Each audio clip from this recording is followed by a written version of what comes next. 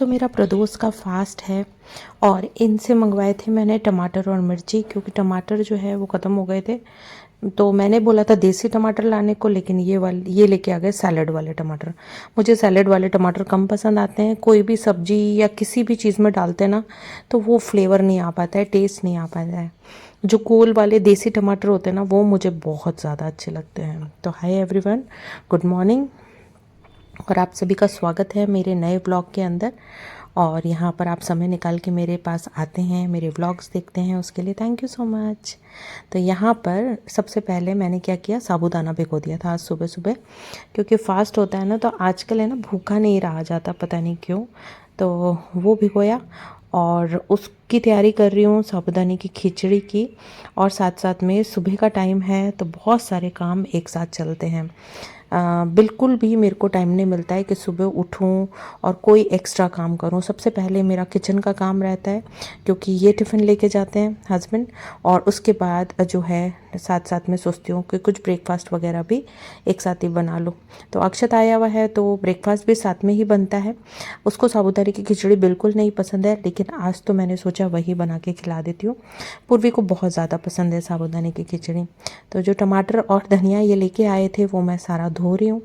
तो बहुत अच्छे से धोना पड़ता है सब्जियों को, क्योंकि बहुत सारा उस पर छिड़काव रहता है ना पेस्टिसाइड्स वगैरह का। तो बहुत अच्छे से धोती हूँ, थोड़ी देर पानी में रहने देती हूँ, फिर हल्के से हाथ से मसल मसल के धोती हूँ। धनिया की पीछे की जड़ें मैंने तोड़ दी है, क्योंकि ये धनिया मैं सब्जी के लिए यूज़ करूँगी। अगर मैं चटनी के लिए यूज़ करती हूँ तो फिर धनिया की जड़ मैं नहीं तोड़ती हूँ। बस यहाँ पर अच्छे से धो के और इसको निकाल के रख दिया, और धनिया को भी मैंने अच्छे से धोकर निकाल के रख दिया। तो फास्ट वाले दिन क्या होता है कि बहुत सारा काम सुबह का पूजा का भी हो जाता है, क्योंकि पूजा थोड़ा सा ज़्यादा करती हूँ, थोड़ा सा एक्स्ट्रा रहता है प्रदोष की पूजा। मॉर्निंग की पूजा भी थोड़ी एक्स्ट्रा करती हूँ और इवनिंग की भी मैं बिल्कुल अलग पूजा करती हूँ प्रदोष की। तो शिव जी को मैं घर पर ही सींचती हूँ, मैं टेम्पल नहीं जाती हूँ, मंदिर नहीं जाती हूँ। शिव जी के लिए घर पर ही मैंने बहुत अच्छी सेवा ले रखी है शिव जी की, महादेव की, और उनको मैं बहुत अच्छे से तैयार करती हूँ, सींचती हूँ और बहुत सारी चीज़ें उनको ऑफ़र करती हूँ। आप कहेंगे कभी तो मैं एक बड़ा वीडियो उनके लिए आपके लिए ज़रूर बना दूँगी। तो बस यहाँ पर मैंने क्या किया, टमाटर लिए और टमाटर कट किए, क्योंकि अभी मेरे पास ऑप्शन नहीं था, यही टमाटर एक ऑप्शन थे। तो फिर मैंने सोचा इन्हीं को पहले कट के कर लेती हूँ, क्योंकि मेरे को साबूदाने की खिचड़ी तो ज़रूर ही छौंकनी थी। तो बस उसी की तैयारी कर रही हूँ।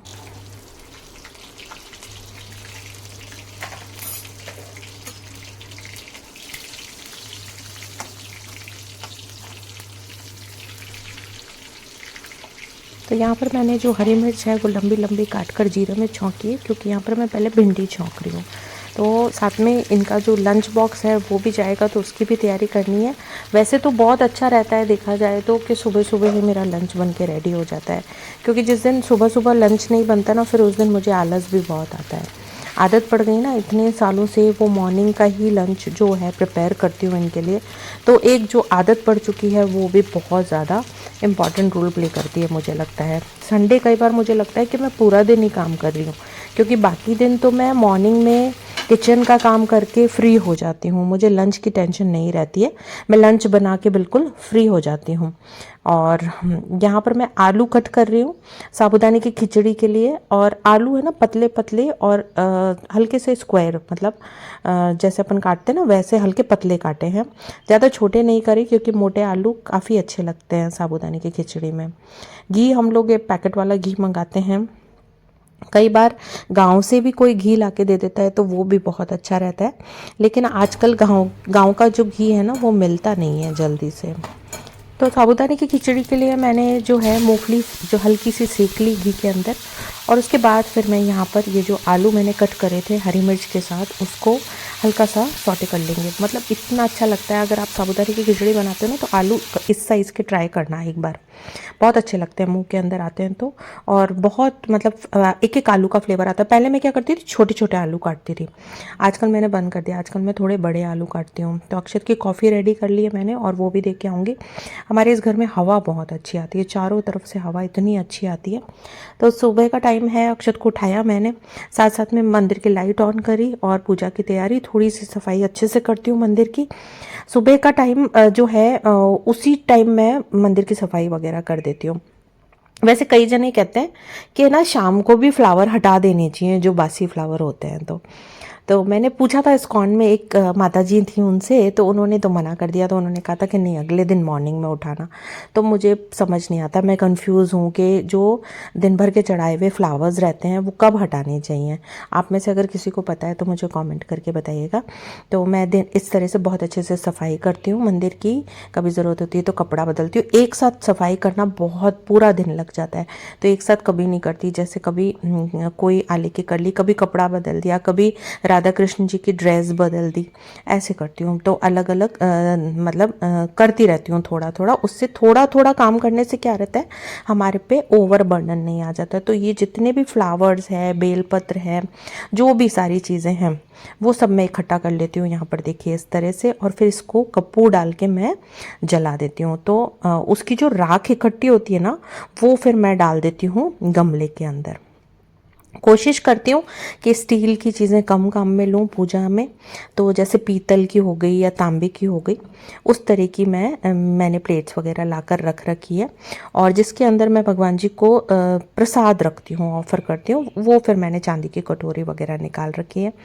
और कोशिश करती हूँ कि स्टील का नहीं यूज़ करूँ, लेकिन अगर नहीं होता है स्टील का तो फिर यूज़ करना ही पड़ता है स्टील भी कभी कभी। बट कोशिश ये रहती है कि नहीं यूज़ करूँ। तो यहाँ पे जब मैं आई किचन के अंदर, तो किचन में भी संभाल लिया कि भिंडी हो गई है और आलू भी बहुत अच्छे से सिक गए हैं। तो भिंडी में मसाला डालना बचा था तो वो डाल दिया, और आलू भी यहाँ पर मैंने देखे बहुत अच्छे तैयार हो गए हैं। तो जब भी साबूदाने की खिचड़ी बनाती हूँ, पूर्वी की इतनी याद आती है, क्योंकि पूर्वी को साबूदाने की खिचड़ी इतनी पसंद है। और वहाँ पर तो वो खुद से रहती है, खुद से बनाती है खाना वगैरह, तो इतना आता ही नहीं है बच्चों को कि वो मतलब साबूदाने की खिचड़ी बना कर खाएं। तो कभी यहाँ आएगी तभी उसको बना के खिलाऊंगी। और आज तो फास्ट पर्पस से बना रही हूँ। हल्का सा मैंने नींबू निचोड़ा इसमें। और साबूदाना हरदम है ना, उतना ही पानी डाल के भिगोना चाहिए जितना साबूदाना है कंटेनर में। ऐसा करने से कभी भी साबूदाना सौगी नहीं होता है, एकदम खिचड़ी खिली खिली बनती है, बहुत अच्छी बनती है। सारा एकदम एक एक दाना बाहर आता है, बहुत अच्छा लगता है। मुझे भी कम पसंद है साबूदाने की खिचड़ी, बट फास्ट की वजह से मैंने बनाई। आजकल मुझसे भूखा बिल्कुल नहीं रहा जाता है, मैंने फील करा है। लेकिन मैंने प्रदोष के फास्ट उठा रखे हैं, तो प्रदोष के फास्ट तो मैं करती हूँ। शुरू में जब उठाए थे तब तो बिल्कुल नहीं करे जा रहे थे, फिर महादेव की कृपा हो गई तो अब तो फिर भी कर पा रही हूँ, वरना बिल्कुल भी मुझसे भूखा नहीं रहा जाता है। देखिए, तो यहाँ पर आज मुझे थोड़ी देर भी हो गई है, क्योंकि किचन में सबसे पहले मैं लंच बना के इनका टिफ़िन रेडी कर देती हूँ। लेकिन आज तो मुझे लगा कि तो साबूदाने की खिचड़ी वैसे भी बाद में तो बनानी ही थी, मैं और अक्षत खा लेते। लेकिन आज मैंने थोड़ी जल्दी इसलिए बनाई क्योंकि मुझे लगा कि हस्बैंड भी खा के चले जाएंगे, तो इस वजह से यहाँ पर बस धनिया डाला और रेडी हो गई। ज़्यादा टाइम नहीं लगता है, घी में छौंकती हूँ मैं। और ये जो मूँगफली हमने सेकी थी ना, ये सबसे लास्ट में डालेंगे, क्योंकि मूँगफली सौगी हो जाती है। तो मूँगफली बिल्कुल जब खाते हैं उसके पहले ही थोड़ी देर पहले डालती हूँ। तो बस रेडी हो गई साबूदाने की खिचड़ी। वरना मन में ऐसा लगता है ना कि कोई चीज़ बनी है और फैमिली के सभी मेंबर्स ने नहीं खाई, तो मुझे तो बहुत फील होता है। तो फटाफट से मैं यहाँ पे अब बस रोटी सेक रही हूँ, और जिससे मैं इनका टिफ़िन लगा सकूँ। पता है, पहला जब मैं छोटी थी, तो उस ज़माने की बात बताती हूँ। उस समय साबूदाने की खिचड़ी एक एक्साइटमेंट हुआ करता था हम लोगों के लिए, क्योंकि वो बना करती थी शिवरात्रि पर और जन्माष्टमी पर। हमारी मम्मी शिवरात्रि और जन्माष्टमी पर हमको साबूदाने की खिचड़ी बना के दिया करती थी। क्या लेट हो गए ना? अरे मैंने लेट कर दिया, बस फलके से सेक रही हूँ। तूने लेट किया होगा। हाँ, ये तो बैठे हैं आधे घंटे से। अरे यार, कितना मैं तेज तेज करूँ, आज फास्ट भी है ना। आज फास्ट, अच्छा तेरा प्रदोष का तो फास्ट है आज। हाँ, तो मैंने क्या किया, साबूदाने की खिचड़ी भी बना दी सुबह ही। मैंने कहा कि ये है ना, खा जाएंगे नाश्ते में भाई, ऐसे। तो भाई वही वाली बात है, बुराई मिलती है लेट होने।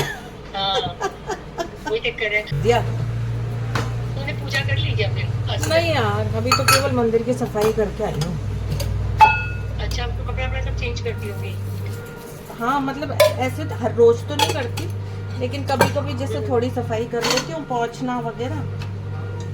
वो मतलब मन की बात है, ऐसे कोई नियम नहीं बांध रखे मैंने। तो प्रेस लेके बैठ गई सुबह सुबह।